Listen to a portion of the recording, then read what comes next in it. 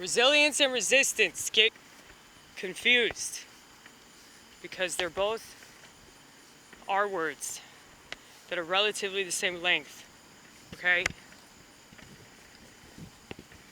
I'm not resisting technology. If I was resisting technology, I wouldn't be on insta spam, okay?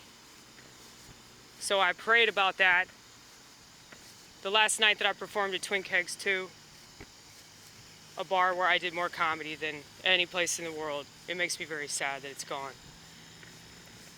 But, you know, I just have to move on. The last night that I did comedy there, I was using posters in my comedy set, and there just happened to be this dude in the audience,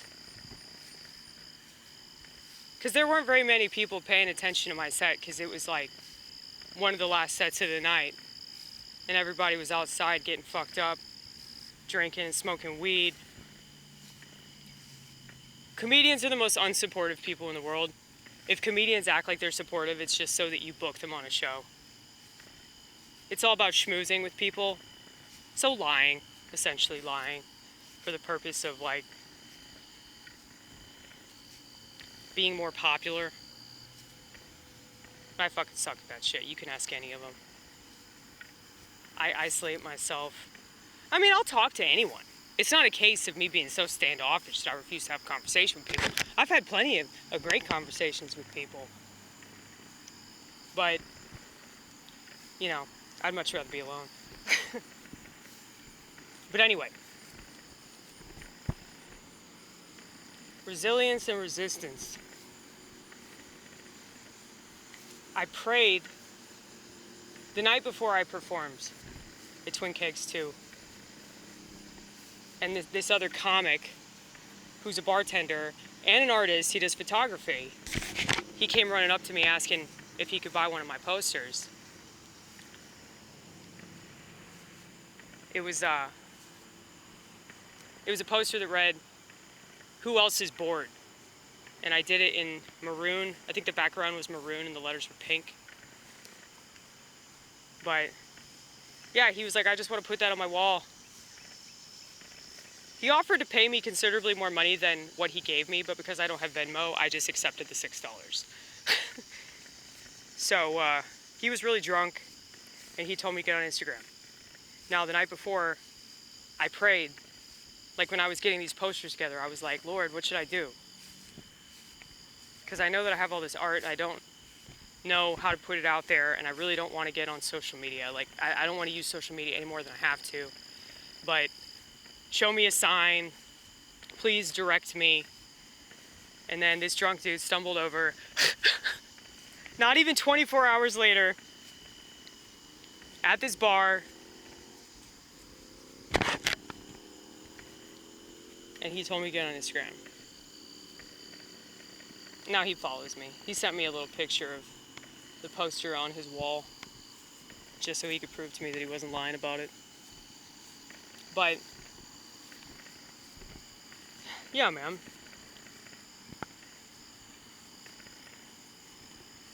I'm willing to open my mind.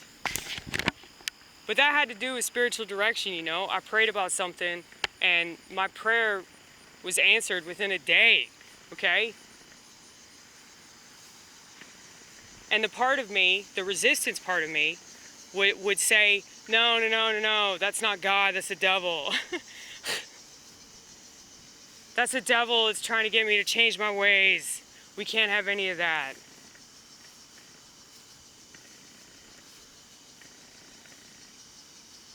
I think there's a huge difference between making a change and going against your principles. You know? If I have a reason to do it, hey, you know, Instagram can be very artistic. I mean, if it's only pictures, and I mean, yeah, I have like a little caption that either says like what the poster is saying because the picture wasn't big enough, or it's like an explanation of why I did the poster.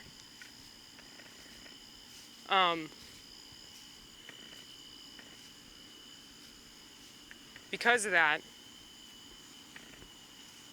You know, I mean, I haven't gotten much traction on it. I have, 39 subscribers? Or followers? Followers. But I think it's still, like, a good start. It's still good for me to, like, force myself to do things that I don't want to do. And I don't really feel like I'm caving in. Like, the more I thought about it, I was like, if you're doing it the way that you want to do it, you're not caving in.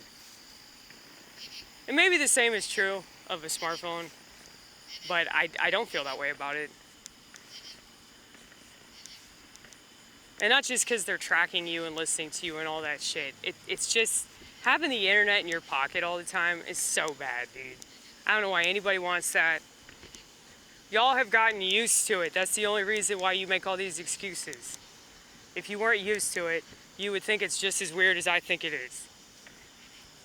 Because if we as human beings in modern society don't know how to deal with our emotional and psychological problems, if we don't know how to face our past, if we don't know how to face our boredom, if we don't know how to face these things about ourselves that are so traumatic, that we have to drink and get high and watch porn and TV and go on social media, and it's just like,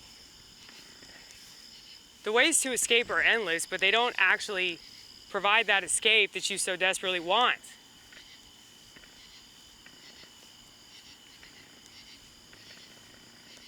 But the fact that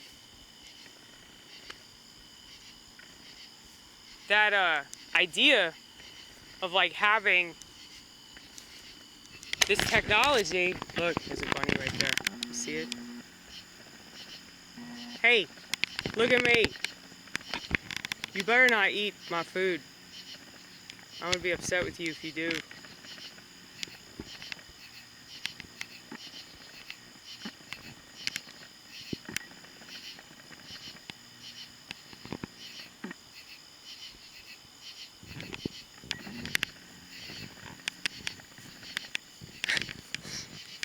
I'm totally gonna scare this bunny, I already know. They're very skittish. There they go. Look at that little tail.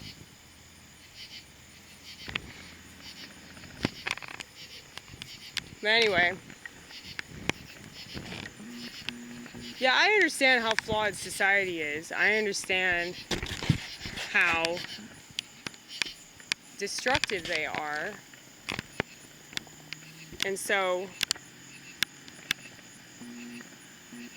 the last thing that I would want to do is participate in that destruction.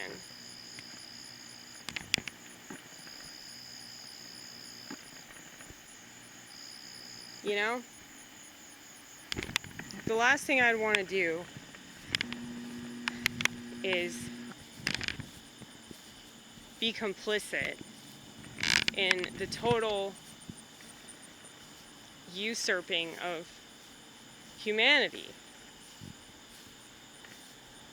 And so, if that's how I feel about having that device, then I'm not going to do it. Like, so it's not just about me, it's about my general sentiment towards the whole thing.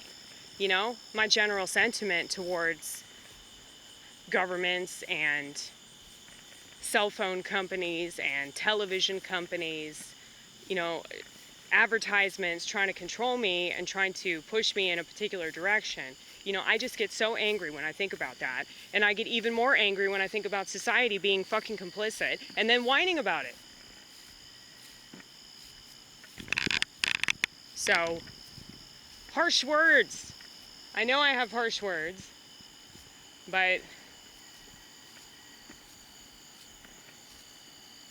if I seem cold, put on a jacket.